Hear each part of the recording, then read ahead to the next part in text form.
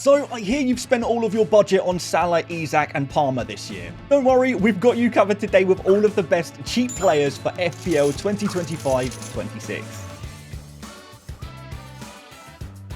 Welcome to FPL Mate, my name is Dan and today we are talking all about those best cheap players in FPL for the new year. Of course, the game is now out, you guys are hard at work building your team and I'm sure you are looking for the nice little cheap player to fit into your team so you can spend all of your budget on perhaps the more exciting players. So today guys, we're going to go through position by position, goalkeepers, defenders, midfielders and strikers, and we're going to be looking at all of those cheaper players. This is going to be a pretty big video guys, so we have included timestamps for you guys today. But if you want to watch this video in parts, you know, watch some now, watch some later, come back to this video later, that's absolutely fine. But I wanted to throw it all into one mega deep dive. So guys, just a reminder guys, we're going to be going through goalkeepers first at 4.5 million or less. The same thing with defenders. For midfielders, we're going to be looking at all of those 6.5 million midfielders, but also going all the way down to 4.5 million midfielders. And yes,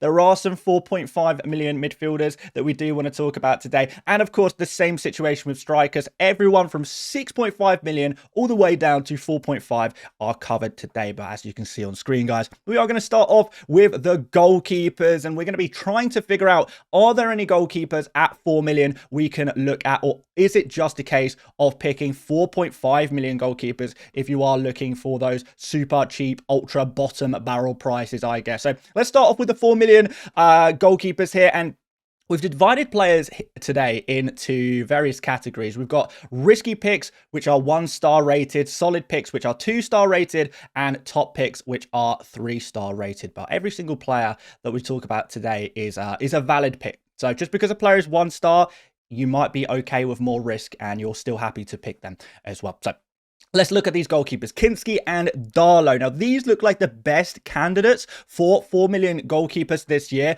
With Kinski at Spurs, we see Thomas Frank is undecided so far on who will be the starting goalkeeper this season. Will it be Vicario or will it be Kinski? Well, if it's Kinski, you've got a 4 million goalkeeper right there for Tottenham Hotspur. And even though Spurs maybe not great defensively last season, well, there's no more Postecoglou, so actually maybe things could improve with a slightly more pragmatic manager at the helm. So definitely one to look out for, particularly with these great fixtures coming up. So let's keep an eye on pre-season and see if Kinski emerges as that starting 4 million goalkeeper. We also see Darlow here. He is currently the Leeds United first choice keeper. He displaced Meslier at the end of last season, though Leeds are actively trying to buy a new goalkeeper. So as things stand, Darlow is probably going to be the first choice, but there is still a very good chance that we do see Darlow replaced by another goalkeeper at Leeds for a new starting goalkeeper. So just be aware of that. We have got some defensive data from last season on screen as well, guys. Of course, for Leeds United,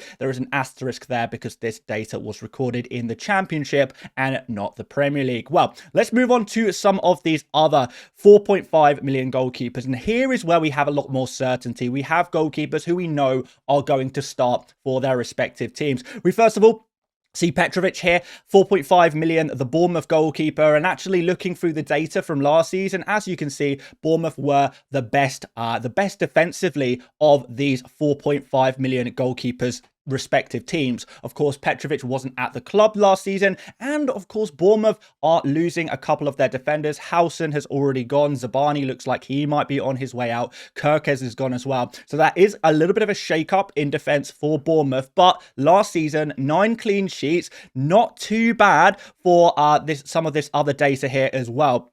You can see the kind of how many goals were conceded throughout the season, just 46 in 38 games. It's not too bad, really, for a 4.5 million goalkeeper. So he could be the kind of player you are looking to go for. Liverpool is the opening fixture, but after that, the fixtures are pretty nice indeed. Verbruggen is next on this list.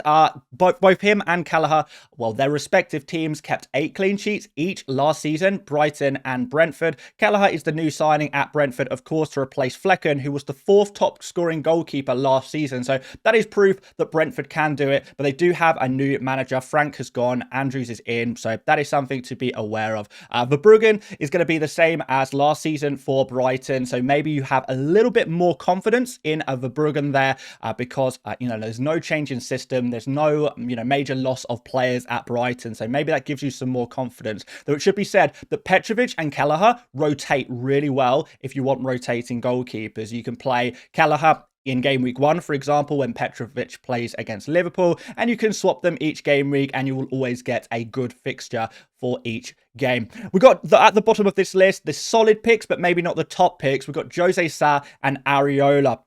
These are your other two 4.5 million goalkeepers I think are worth talking about just a little bit, or at least considering. But it looks like Petrovic, Verbruggen and Kelleher are going to be slightly better picks. I haven't included Patterson at Sunderland because considering if you want a nailed on 4.5 million goalkeeper at the cheapest possible price, 4.5 million is the least you can spend, pretty much, if you want that nailed on goalkeeper. And why really would you pick the Sunderland goalkeeper when you can pick some more goalkeepers from some more established Premier League teams? So this is what we got here, guys. These are the fixtures. Some of them have slightly better fixtures than others. If you're looking for the players with the best fixtures here, we are probably looking at the likes of Kelleher and Areola, who have the best opening fixtures of the lot. But there is definitely some opportunity for some goalkeeper rotation here as well, particularly Petrovic and Kelleher. That is my favourite combo of goalkeepers to rotate. But Verbruggen and Areola do also work as a goalkeeper pairing to rotate if that's something you're interested in. So those are the best cheap goalkeepers as far as I'm concerned. Let me know if I missed anyone out. I'm pretty sure I didn't though, but we can move on now to the next position. So let's rank these defenders next, and we'll start off with the 4 million defenders and then we'll talk about some 4.5 million defenders. Now, there are 4 million defenders who will get plenty of game time this season, but they are going to be coming primarily from the newly promoted teams. So you're looking at Burnley, you're looking at Leeds, you're looking at Sunderland.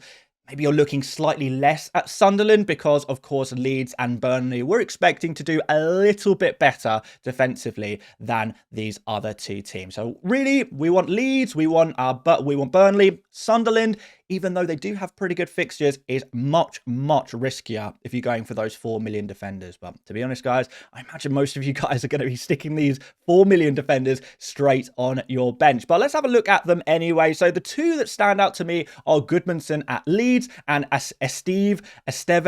I'm not exactly sure how to say this name. Maybe just Steve. Let's just call him Steve. Steven. We'll call him Steven. Okay, Steven, 4 million Burnley defender there. Both of these guys look nailed on. Goodmanson is a new signing from Lille. He's a left back, so you're going to get slightly, maybe more attacking potential. But with Steven himself, you are maybe going to be looking at some more of those defensive contribution points. Of course, we do have the defensive contribution point column now on screen. So not only do we have expected goals conceded, expected clean sheets, goals conceded, and actual clean sheets as well. We've got defensive contributions per 90. We've got goals and assists as well. And this is from last season, as I mentioned before. This is last season's data. So these two look good. If you are looking for 4 million, there are maybe some others that you could go for as well, such as Rodon at Leeds as well. For a centre-back, I think I prefer Goodmanson there. Of course, there is Reynaldo at Sunderland, but again, not really super keen on the Sunderland defence generally. So even if you do want to, you like the look of Reynaldo as a player, at the same time, it's like he is still going to be playing for Sunderland and they're still going to concede the goals that Sunderland would score. Concede kind of regardless. Maybe Heaven at Manchester United if you think he's going to play regularly. Maybe not. Vuskovic at Spurs. He's kind of competing with Van der Ven for a starting place. So I think those two players, even though they play for slightly better teams, are a little doubtful for minutes. And we've got Aaron Hickey as well at Brentford. Again, he is slightly doubtful for minutes. Now we see a few more fullbacks available for the likes of Brentford. We've kind of got Coyote at right back. We've got Rico Henry now available at left back as well. So Roslev as well. There's a few different options there. And I'm not sure Hickey is going to be first choice straight away. We'll have to see how it turns out. But Hickey is definitely one to keep an eye on. But for the start of the season, Goodmanston and Steve himself, Minecraft Steve, are going to be the players to look at. Now, one more note, because I know a lot of people are maybe swaying towards Burnley defenders, because Burnley kept an insane 30 clean sheets last season, which is absolutely crazy. Really, I don't really even know how that even happened. Barely conceded any goals last season, but that was because of a huge overperformance from James Trafford, who looks like he's going to be leaving. He had like the season of a lifetime last season for Burnley. If he does leave Burnley, then that is going to make things slightly more difficult for Burnley defenders, because so much of their great defensive record last season was down to him. So just something to be aware of. Like, it was a crazy year for Burnley. And I think Leeds, if Trafford leaves, then Leeds could be the better defense of the two. But we've got some 4.5 million defenders, and there's plenty of options here that actually, some of them look really, really good indeed. So let's start off at the top. And this is a player not enough people are talking about, in my opinion, and that is going to be Richards. Chris Richards of Crystal Palace. He only played around 20-25 games for Crystal Palace last season. He was injured for parts of the season, but whenever he was fit and available, he did start for Crystal Palace. And because he didn't maybe play as many games as the likes of Mark Gahey or Maxence Lacroix, then some people have kind of forgotten about him as an FPL asset. But actually,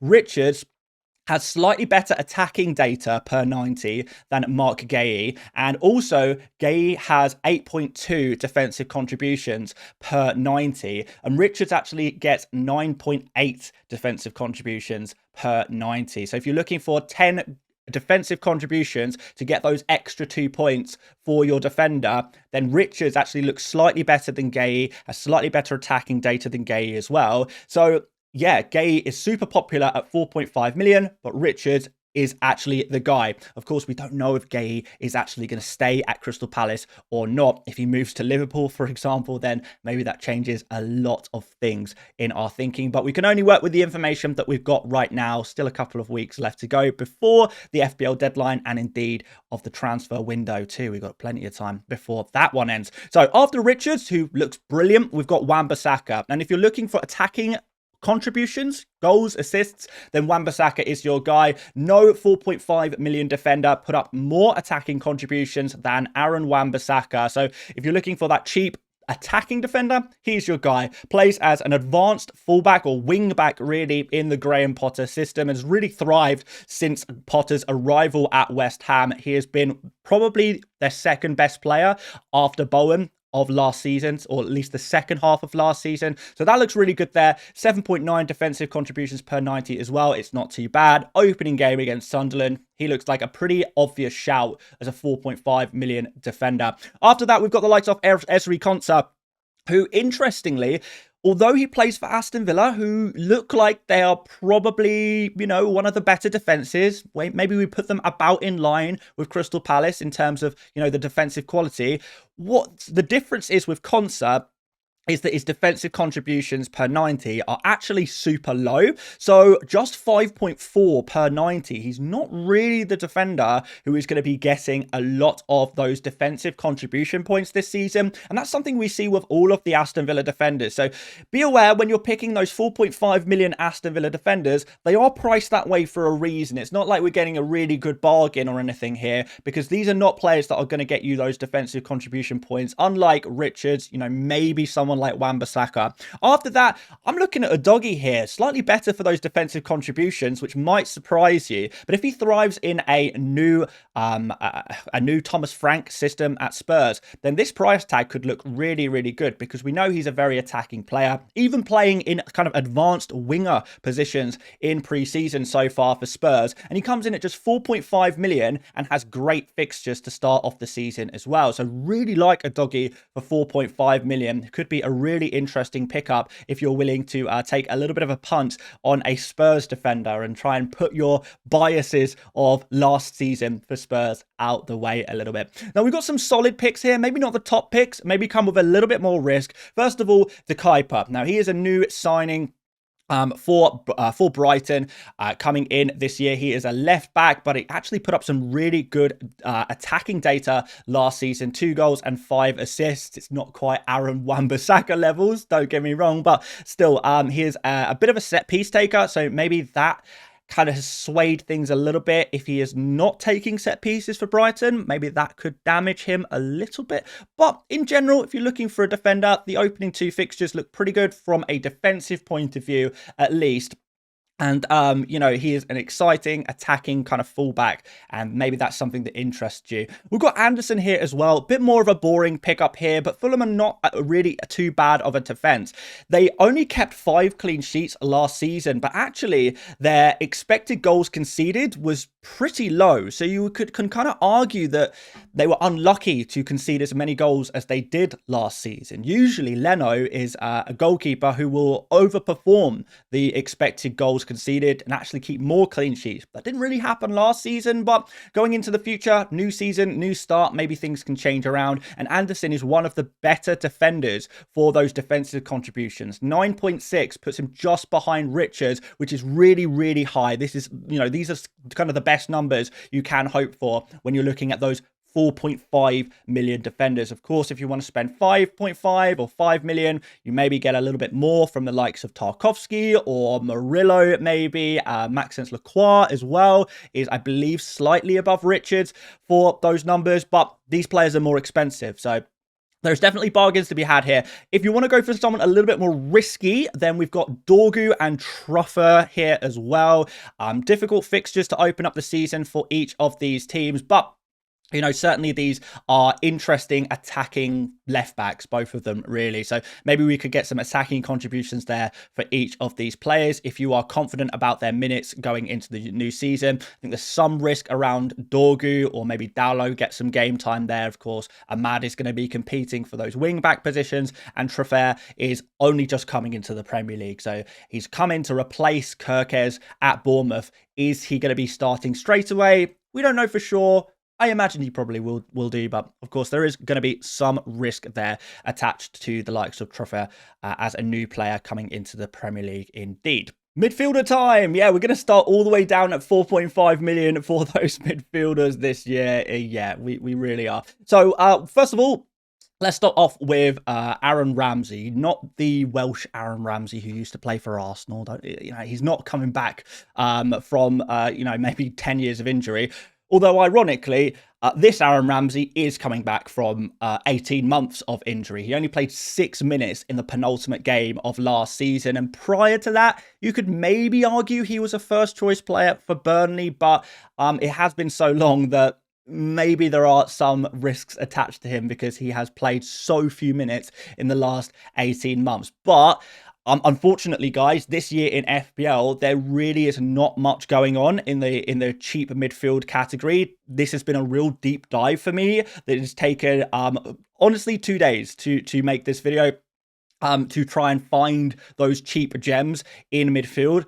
It's been particularly difficult, but this is kind of the best we can come up with as a player who could potentially start for the respective teams at 4.5 million. But FPL have been really careful not to price any players at 4.5 million who are regular starters in the game. So you can forget about that idea that we've had from previous seasons, picking up those 4.5 cheap midfielders who will just play every game. It's not going to happen this year, unfortunately. But going up to 5 million, we can find some solid picks here. So we've got Baleba and Wharton for Brighton and Crystal Palace. Now, both of these players are regular starters for their own teams, which is, you know, good for minutes. You know, you get those guaranteed minutes, but neither player particularly good for attacking contribution. Now, we've changed the graphics on screen a little bit here, guys. We've now got XG, also expected goals, expected assists, shots, key passes, and defensive contributions. All of this data is per 90, and we've also changed the fixture difficulty rating to reflect how difficult these games are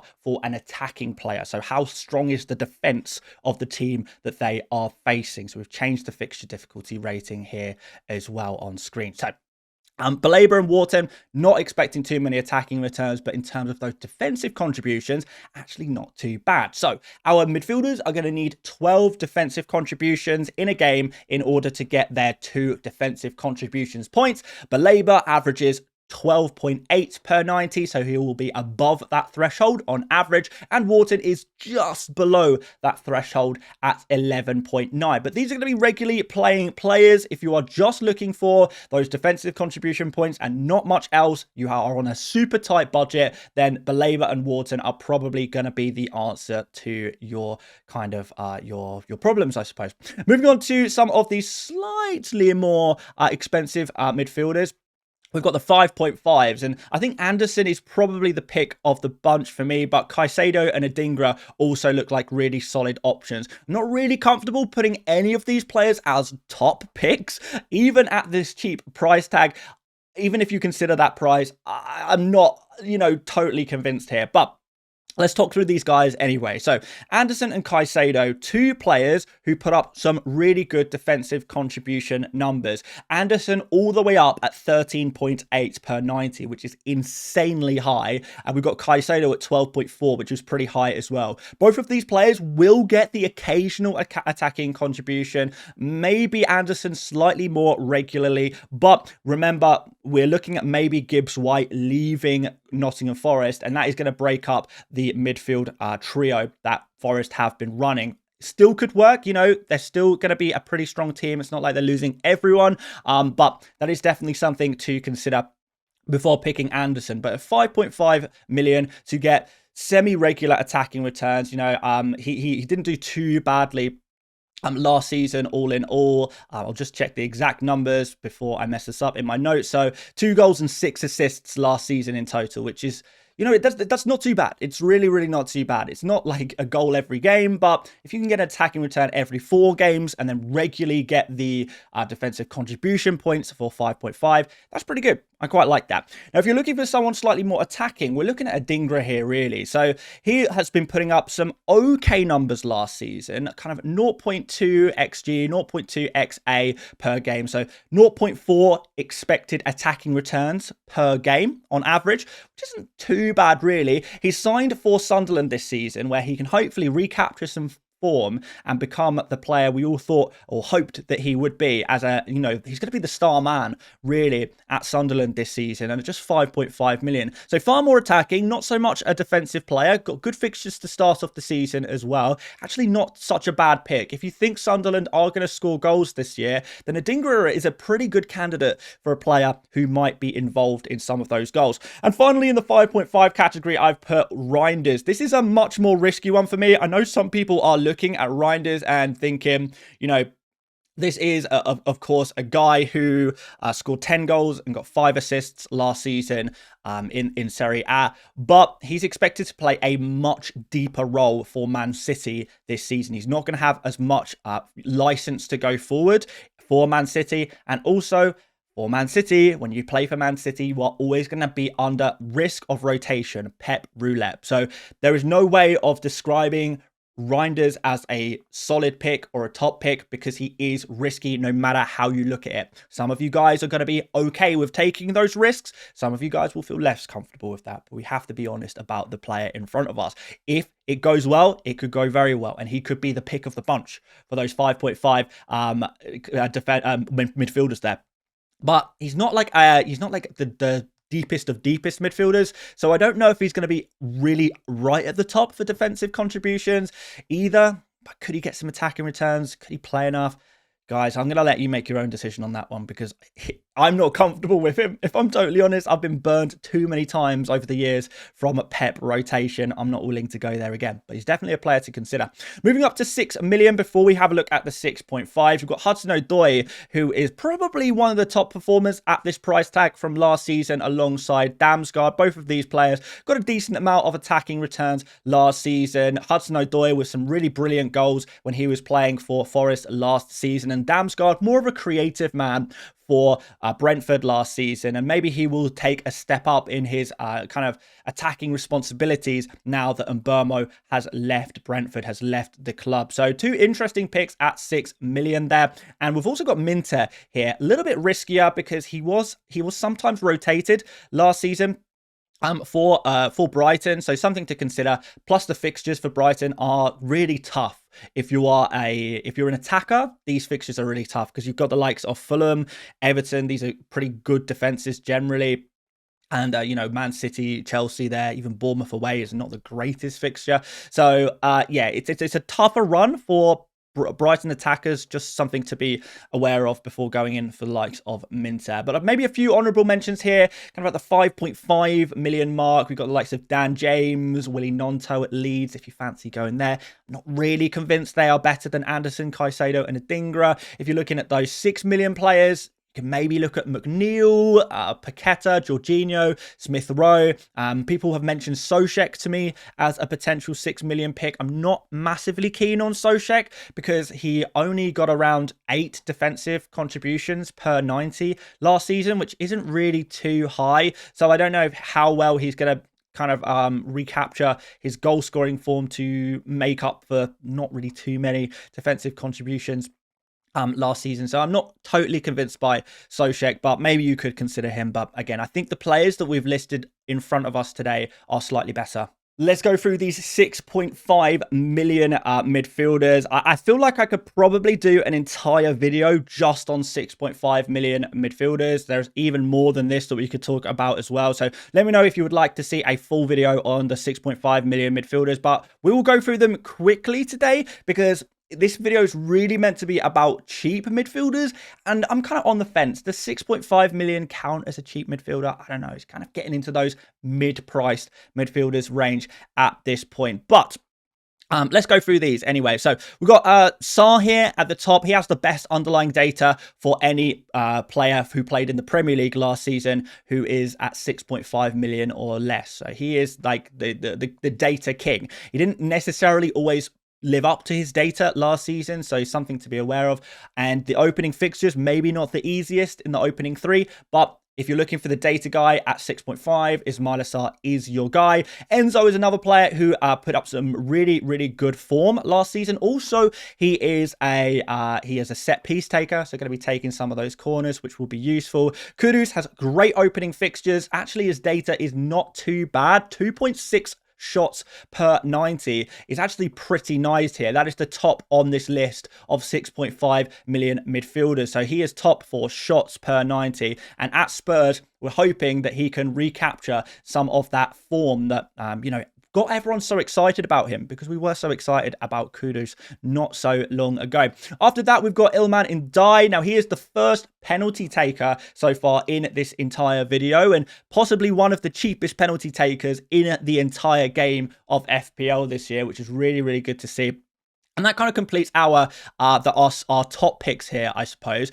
One more thing of note on Ndiaye, which I thought was super interesting. Not only is he a penalty taker and has pretty good kind of shooting data, more than creating data, but also he averaged 10.2 defensive contributions per 90 last season, which is really, really high for such an attacking player. But I guess that's what happens when you play for the likes of Everton. So there is genuinely a chance that you do get the occasional defensive contribution point from, or 2 points from Ndiaye. Certainly more of a chance than really anyone else on this list, really. So, but let's look at the solid picks anyway. Rice, 9.1 defensive contributions per 90. So he's not going to be like a superstar for getting those defensive contributions, but they will happen occasionally.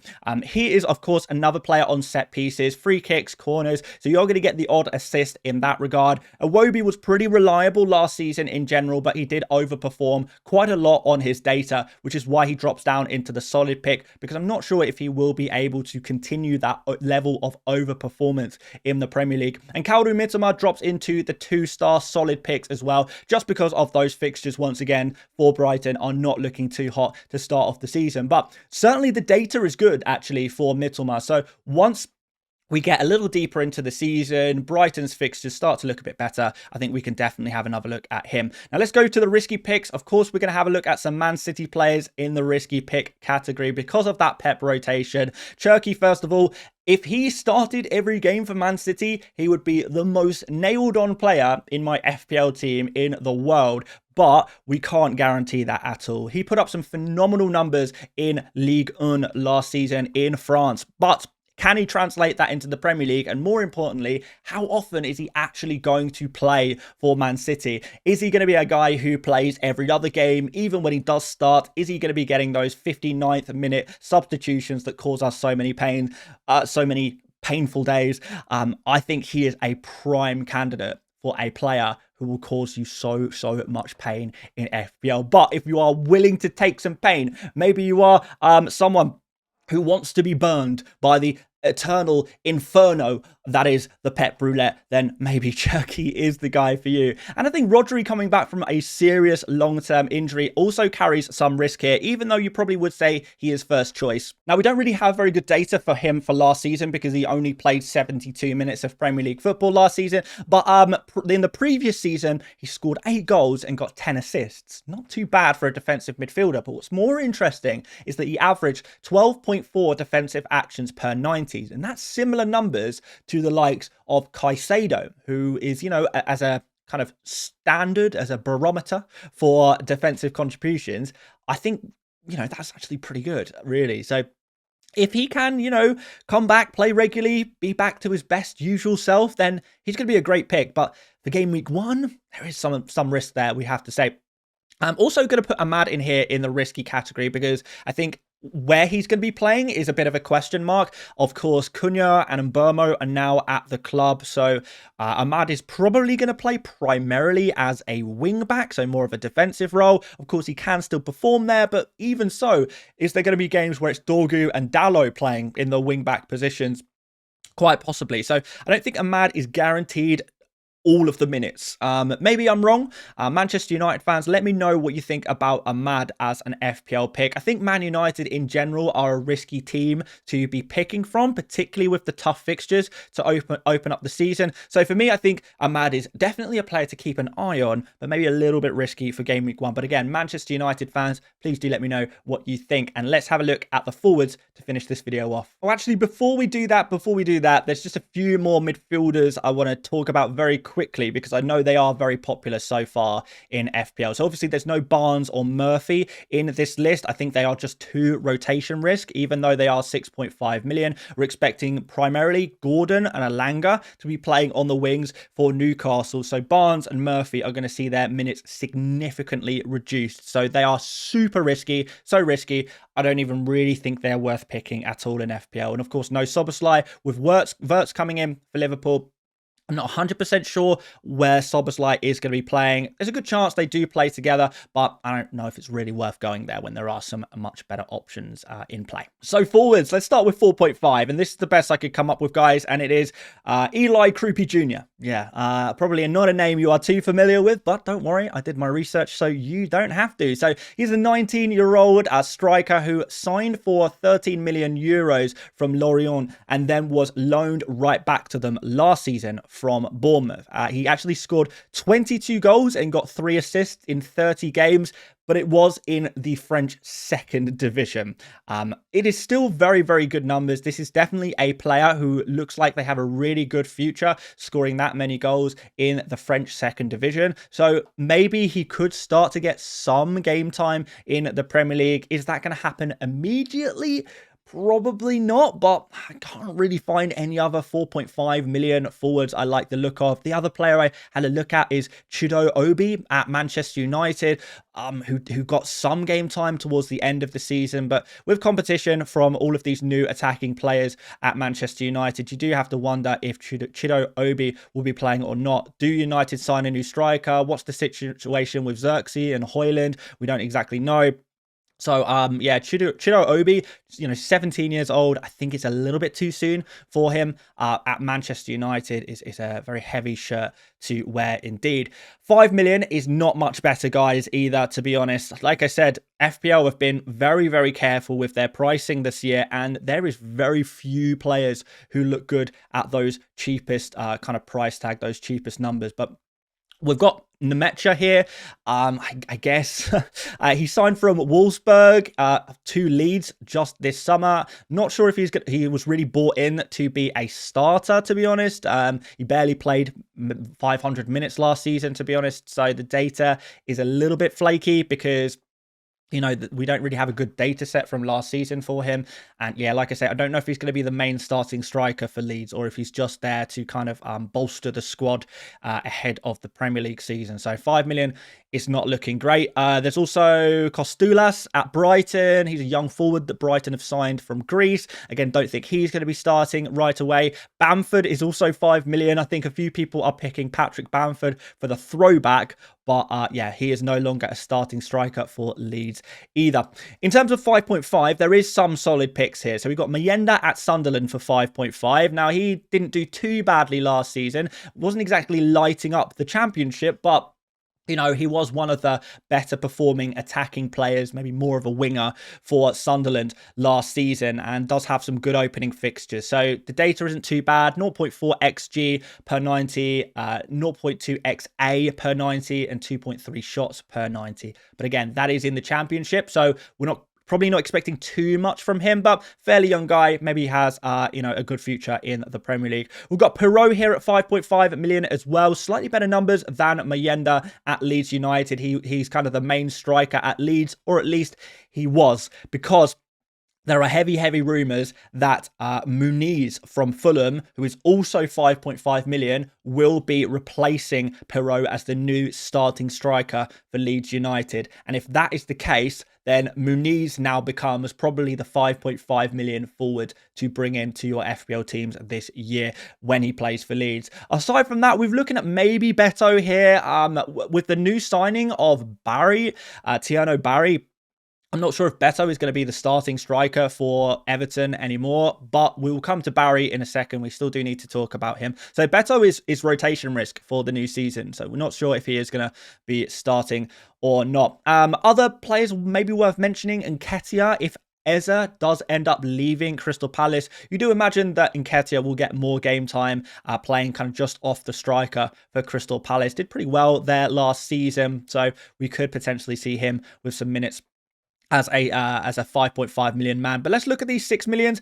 There are some players here, but again, they are pretty risky. Fulkrog kind of finally came back from injury at the end of last season. If he can remain fit for the start of the new season, we've got this nice opening game against Sunderland. Maybe he can get some joy at the start of the season. I think there's definitely some opportunity there. He was starting the last few games at the end of last season. We've got Igor Thiago at Brentford.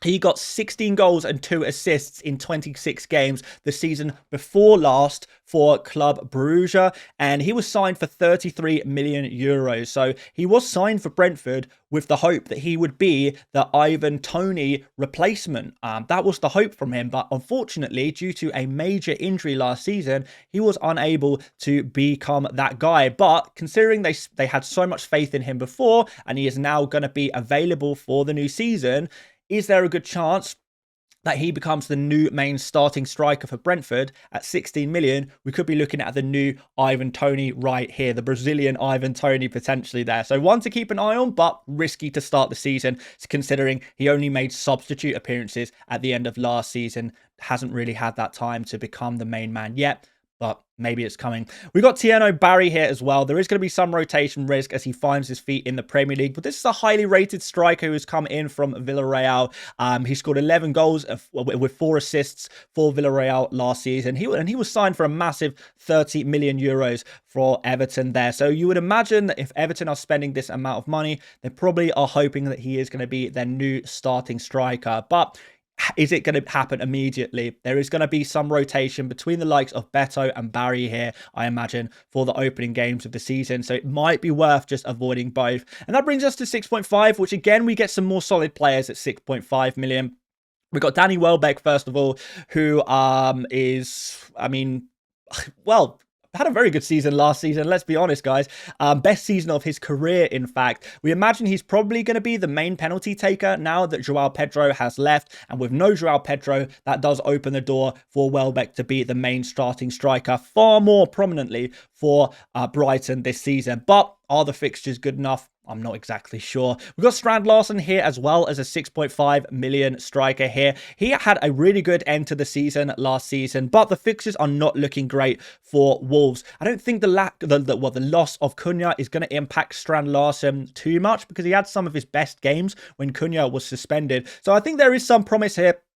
But are the fixtures good enough? Do we need to wait till around game week 5 before picking up the likes of Welbeck and Strand Larsen? By the way, speaking of penalties, I think not just Welbeck, but Strand Larsen could also be a penalty taker for his team this season. But I guess we'll have to wait and see on that one. Maybe it kind of depends who else is on the pitch. And the only other player at 6.5 worth mentioning maybe is going to be Raul Jimenez at Fulham, but it's kind of been heavily publicised that Fulham are looking for a new striker for the new season. So we'll have to wait and see what happens there, whether Raul Jimenez turns out to be the player or not to go for from Fulham at 6.5 million. But as you can see, guys, the cheap forwards, there's not too much going on here. I think there is more top picks in the midfield category than there are forwards. So it might be that we genuinely have to spend a little bit more money on forwards in FPL this season, to be totally honest with you guys. But this is the best I could come up with for all of the cheap best players. Let me know what you think about them. Do you think I really missed out any players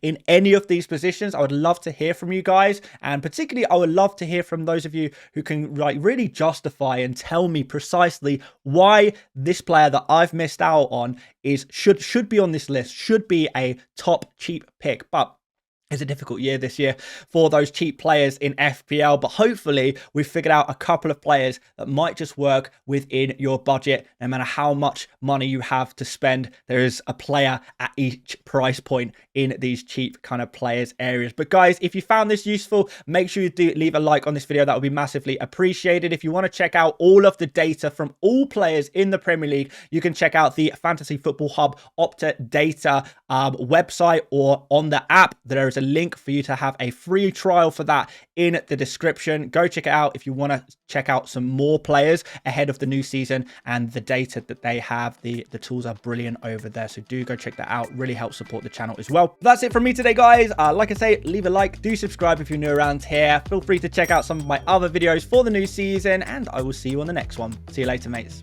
Bye bye.